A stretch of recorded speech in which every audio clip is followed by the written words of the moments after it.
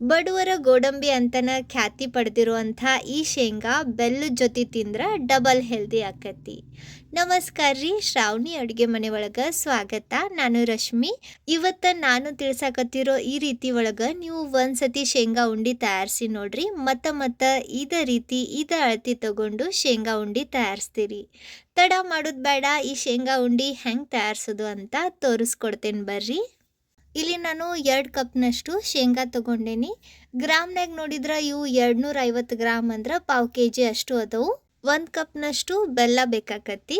ಬೆಲ್ಲ ಹೆಚ್ಚಿ ತಗೋರಿ, ಇಲ್ಲಾಂದ್ರೆ ಸಣ್ಣಕ್ಕೆ ಜಜ್ಜಿ ತಗೋರಿ. ಇದ್ರಾಗ ದೊಡ್ಡ ದೊಡ್ಡ ತುಂಡು ಉಳಿಬಾರ್ದು.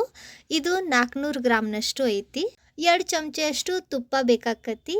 ಈಗ ಎಲ್ಲದಕ್ಕಿಂತ ಮುಂಚೆ ಒಂದು ದಪ್ಪನ ತಳ ಇರೋ ಬಾಳ್ಗಿ ಬಿಸಿ ಮಾಡಿಕೊಂಡು ಇದ್ರಾಗ ಶೇಂಗಾ ಹುರಿದು ತಗೊಳ್ಳೋಣ. ತಳ ದಪ್ಪಿದ್ರ ಇವು ಹೊತ್ತಂಗಿಲ್ಲ, ಒಳಗಿಂದ ಚಂದಾಗ ರೋಸ್ಟ್ ಆಗಿ ಕಂಪಾಕ್ಕವು. ಶೇಂಗಾ ನಾವು ಎಷ್ಟು ಚಲೋ ಹುರಿತೇವ್ ನೋಡ್ರಿ, ಅಷ್ಟ ಉಂಡಿ ರುಚಿ ಆಕ್ಕವು. ಗ್ಯಾಸ್ ಲೋ ಟು ಮೀಡಿಯಂ ಫ್ಲೇಮ್ನಾಗ ಇಟ್ಟು ಇವನ್ನ ಚಂದಾಗ ಒಳಗಿಂದ ಬೆಂದು ಇವು ಚಟಪಟ ಅಂತವ್ ನೋಡ್ರಿ, ಅಲ್ಲಿವರೆಗೂ ಹುರಿರಿ. ಇವು ಚಟಪಟ ಅಂದು ಇದ್ರ ಮ್ಯಾಗಿನ ಸಿಪ್ಪಿ ಸೀಳ್ತಾವ್ ನೋಡ್ರಿ, ಅಲ್ಲಿವರೆಗೂ ಗ್ಯಾಸ್ ಲೋ ಟು ಮೀಡಿಯಂ ಫ್ಲೇಮ್ನಾಗ ಇಟ್ಟು ಇವನ್ನ ಹಿಂಗೆ ಕೈ ಆಡಿಸ್ತಾನ ಹುರಿದು ತಗೊಳ್ಳೋಣ. ಇದ್ರ ಸೌಂಡ್ ನಿಮ್ಗೆ ಕೇಳಿಸ್ತಿರ್ಬೋದು ನೋಡ್ರಿ. ಹಿಂಗೆ ಇವು ಚಟಪಟ ಅನ್ಬೇಕು, ಮ್ಯಾಗ ಸಿಪ್ಪಿ ಸೀಳಬೇಕು ಮತ್ತು ಒಂದು ಸ್ವಲ್ಪ ಕಪ್ ಆಗಬೇಕು. ಆ ರೀತಿ ಇವನ್ನ ಹುರಿದ ಮ್ಯಾಗ ಈಗ ಗ್ಯಾಸ್ ಆಫ್ ಮಾಡಿ ಇವನ್ನ ಕೆಳಗಿಡ್ವಿ. ಒಂದು ಪ್ಲೇಟ್ನ್ಯಾಗ ಆರಾಕ್ ಬಿಡ್ರಿ. ಇವನ್ನ ಒಂದು ಸ್ವಲ್ಪ ಆರಿಸಿ ಆಮ್ಯಾಗನ ಸಿಪ್ಪಿ ತೆಗಿರಿ, ಅಂದ್ರೆ ಇನ್ನೂ ಚಂದಾಗ ಸಿಪ್ಪಿ ಬ್ಯಾರೆ ಹಾಕವು. ಈಗ ನೋಡ್ರಿ, ಈ ರೀತಿ ಒಂದು ಸ್ವಲ್ಪ ರಬ್ ಮಾಡಿದ್ರೆ ಸಾಕು, ಸಿಪ್ಪಿ ಬ್ಯಾರೆ ಆಗಾಕತ್ತವು. ಆರಿದ ಮ್ಯಾಗ ಇವನ್ನ ಪೂರ್ತಿ ಸಿಪ್ಪಿ ತಗೊಳ್ಳೋಣ. ಸ್ವಲ್ಪ ಹೊತ್ತಿನ ನಂತರ ಶೇಂಗಾ ಪೂರ್ತಿ ಆರೆವು, ತಣ್ಣಗಾಗ್ಯವು. ಈಗ ಇದ್ರ ಸಿಪ್ಪಿ ತೆಗಿಬೇಕು.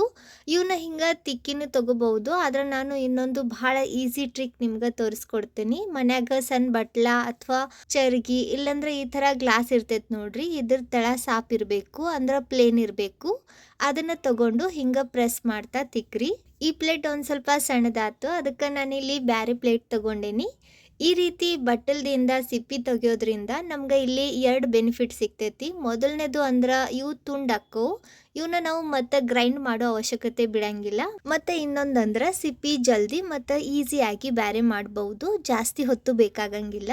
ಸಿಪ್ಪಿ ತೆಗಿಯೋದು ಬ್ಯಾಡ ಅಂದ್ರೆ ನೀವು ಇವನ್ನ ಹಿಂಗೆ ಸಿಪ್ಪಿ ಸಹಿತನ ಗ್ರೈಂಡ್ ಮಾಡ್ಬೋದು. ಆದರೆ ಇವನ್ನ ಗ್ರೈಂಡ್ ಮಾಡುವಾಗ ನಿಂತು ಗ್ರೈಂಡ್ ಮಾಡ್ರಿ, ಒಂದೇ ಸತಿ ಗ್ರೈಂಡ್ ಮಾಡಬೇಡ್ರಿ, ಇಲ್ಲಾಂದ್ರೆ ಇವು ಪೂರ್ತಿ ಪುಡಿ ಆಗ್ಬಿಡ್ತಾವು.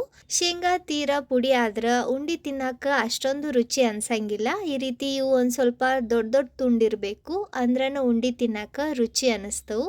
ಈಗ ಇವನ್ನ ಕೇರಿ ತಗೊಳ್ಳೋಣ, ಅಂದ್ರೆ ಎಲ್ಲ ಸಿಪ್ಪಿ ಬ್ಯಾರೆ ಹಾಕವು. ಜಾಸ್ತಿ ಇಲ್ಲ, ಅದಕ್ಕೆ ನಾನು ಇವನ್ನ ಪ್ಲೇಟ್ನ್ಯಾಗನ ಕೇರಾಕತ್ತೇನಿ. ಜಾಸ್ತಿ ಇದ್ರೆ ಮರ ತಗೊಂಡು ಕೇರ್ರಿ. ನೋಡ್ರಿ, ಇಲ್ಲಿ ನಾನು ಎಲ್ಲ ಶೇಂಗಾ ಸಿಪ್ಪಿ ತಗೊಂಡೇನಿ. ಈಗ ಇದಕ್ಕೆ ಪಾಕ ತಯಾರಿಸ್ಬೇಕು. ಪಾಕ ತಯಾರ್ಸಕ್ಕೆ ದಪ್ಪನ ತಳ ಇರೋ ಬಾಳ್ಗಿ ಬಿಸಿ ಮಾಡಿಕೊಂಡು ಇದ್ರಾಗ 2 ಚಮಚೆಯಷ್ಟು ತುಪ್ಪ ಹಾಕ್ರಿ.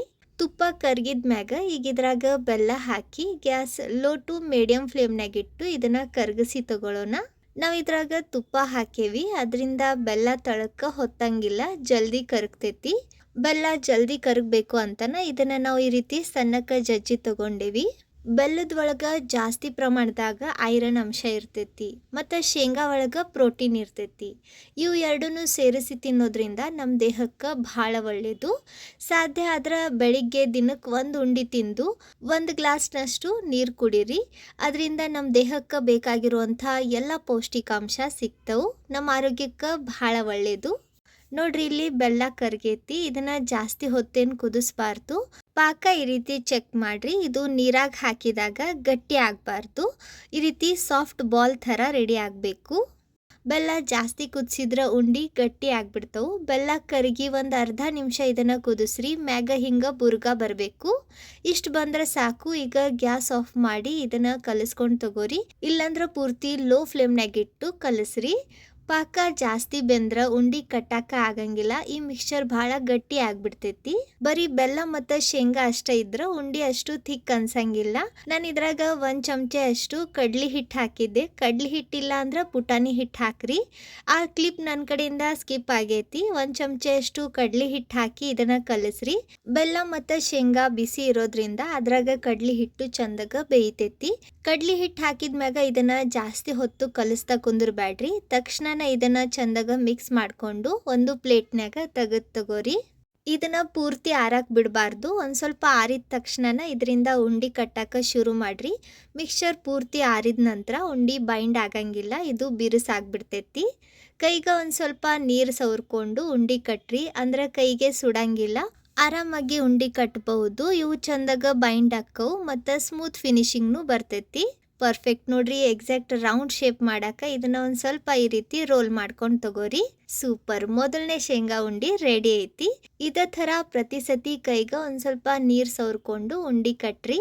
ಅಕಸ್ಮಾತ್ ಮಿಕ್ಸ್ಚರ್ ಪೂರ್ತಿ ತನಗಾಗಿ ಇದು ಬಿರುಸಾತು, ಉಂಡೆ ಕಟ್ಟಾಕ ಬರವಲ್ಲು ಅಂದ್ರೆ ಟೆನ್ಷನ್ ತಗೋಬೇಡ್ರಿ. ಅದಕ್ಕೂ ಉಪಾಯ ಐತಿ. ಏನು ಮಾಡ್ರಿ, ಈ ಮಿಕ್ಸ್ಚರ್ನ ಮತ್ತೆ ಬಾಳ್ಗಿ ಒಳಗೆ ಹಾಕ್ರಿ. ಇನ್ನೊಂದು ಸ್ವಲ್ಪ ಬಿಸಿ ಮಾಡ್ಕೊರಿ, ಅಂದ್ರೆ ಬಿಸಿಗೆ ಬೆಲ್ಲ ಕರಗ್ತೈತಿ. ನೀವು ಆರಾಮಾಗಿ ಉಂಡೆ ಕಟ್ಬಹುದು. ಇಲ್ಲಾಂದ್ರೆ ಏನು ಮಾಡ್ರಿ, ಒಂದು ಪಾತ್ರೆ ಒಳಗೆ ನೀರು ಕುದಿಯಾಕಿಡ್ರಿ. ಆ ಕುದಿಯೋ ನೀರಿನ ಮ್ಯಾಗ ಈ ಪ್ಲೇಟ್ ಇಡ್ರಿ, ಅಂದ್ರೆ ಉಗಿ ಬಿಸಿಗೆ ಬೆಲ್ಲ ಕರಗ್ತೈತಿ. ಮಿಕ್ಸ್ಚರ್ ಸಾಫ್ಟ್ ಆಕತಿ, ನಾವು ಈಸಿಯಾಗಿ ಉಂಡೆ ಕಟ್ಬಹುದು. ಸೊ ನಿಮ್ಮ ಮಿಕ್ಸ್ಚರ್ ಏನಾರ ಗಟ್ಟಿ ಆಯ್ತು ಅಂದ್ರೆ ನೀವು ಈ 2 ಟ್ರಿಕ್ನ ಫಾಲೋ ಮಾಡ್ಬೋದು. ನೋಡ್ರಿ, ಇಲ್ಲಿ ನಾನು ಎಲ್ಲ ಉಂಡೆ ತಯಾರಿಸ್ಕೊಂಡು ತಗೊಂಡೇನಿ. ಚಿಕ್ಕ ಪುಟ್ಟ ಹಸಿವು ಆದಾಗ ಅಥವಾ ಎಲ್ಲರೂ ಹೋಗ್ಬೇಕಾದ್ರೆ ಈ ರೀತಿ ಉಂಡೆ ತಯಾರಿಸ್ಕೊಂಡು ತಗೊಂಡು ಹೋಗ್ಬಹುದು. ಬಹಳ ರುಚಿ ಆಕ್ಕವು ಮತ್ತು ಹೆಲ್ದಿನೂ ಇರ್ತವು. ಇದನ್ನ ಮುರಿದು ತೋರಿಸ್ತೇನೆ ನೋಡ್ರಿ, ಎಷ್ಟು ಆರಾಮಾಗಿ ಮುರಿಯಾಕತೈತಿ. ಇದರ ಅರ್ಥ ನಮ್ಮ ಪಾಕ ಪರ್ಫೆಕ್ಟ್ ಐತಿ, ಪ್ರಮಾಣನೂ ಸರಿ ಐತಂತ. ಸೊ ನಾನು ತಿಳಿಸಿರೋ ಈ ಪ್ರಮಾಣದಾಗ ನೀವು ಖಂಡಿತ ಉಂಡೆ ಮಾಡ್ಕೊಂಡು ತಿನ್ರಿ. ಹೆಂಗೆ ಬಂದ್ವು ಅಂತ ಕಮೆಂಟ್ನಾಗ ತಿಳಿಸ್ರಿ.